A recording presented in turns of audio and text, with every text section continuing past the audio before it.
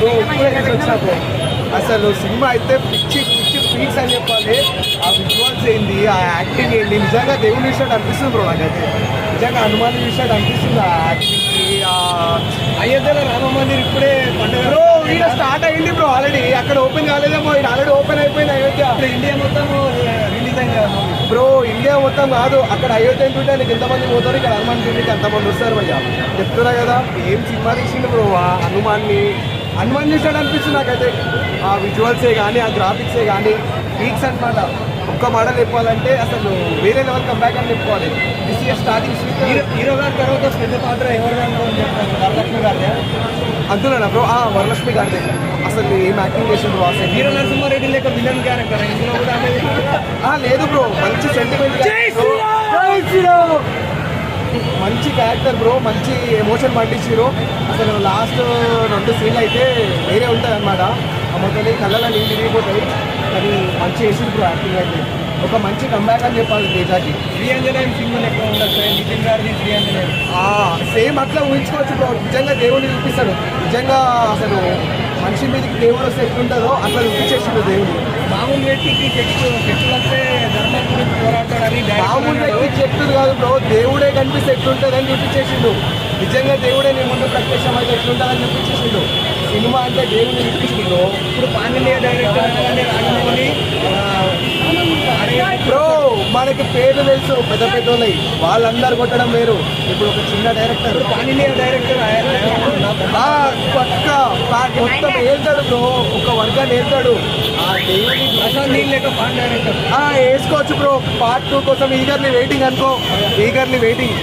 ఆ మూవీ అయితే మామూలుగా లేదు. తేజ సజ్జా గారు ఇంతకుముందు చేసిన జాంగిరెడ్డి సినిమా కావచ్చు, సినిమాలన్నా కావచ్చు, కానీ ఈ మూవీ ఏంటంటే one of the biggest block buster hit movie అన్న. ఈ మూవీ గురించి ఏంటంటే నేను పొగడమని కాదు కానీ యావత్ భారతదేశం మొత్తము గర్వపడే సినిమా ఇది. సినిమా అంటే హనుమాన్ సినిమా. ఇదిరా మా సినిమా అని చెప్పి ఇదిరా మా హనుమాన్ అని చెప్పేసి గుండెల మీద చేసుకొని గర్వంగా చెప్పుకునే సినిమా అన్న ఇది. మూవీ అయితే మామూలుగా లేదు, చాలా బాగా తీశారు. అండ్ లాస్ట్ క్లైమాక్స్ ట్విస్ట్కి ఆ బీజిఎం బ్యాక్గ్రౌండ్ స్కోర్ మ్యూజిక్కి అసలు మామూలు ట్విస్టులు లేవు. ఏంటంటే లాస్ట్లో హనుమాన్ పార్ట్ 2022 పెట్టారు. ఆ మూవీ కోసం మేము సెకండ్ పార్ట్ కోసం కూడా మేము చాలా వెయిట్ చేస్తున్నాము. నిజంగా చాలా సంతోషంగా ఉంది.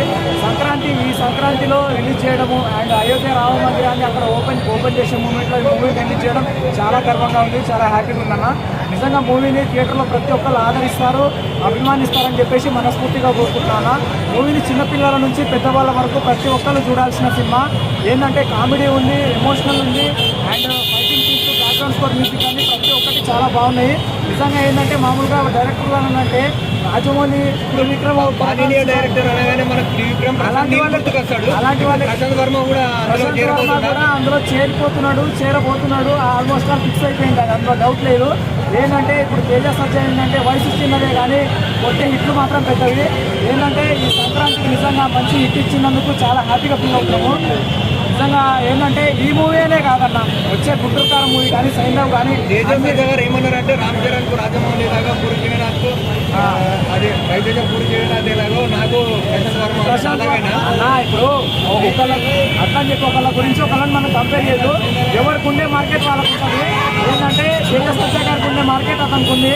ఏంటంటే కాకపోతే మూవీ మాత్రం చాలా బాగుందన్న. నేను వేరే వాళ్ళ గురించి పొగడను, మూవీ మాత్రం చాలా హైలైట్ ఉంది. ఎక్కడ బోరింగ్ సీన్స్ కానీ ఎక్కడ ఏం కూడా లేవు.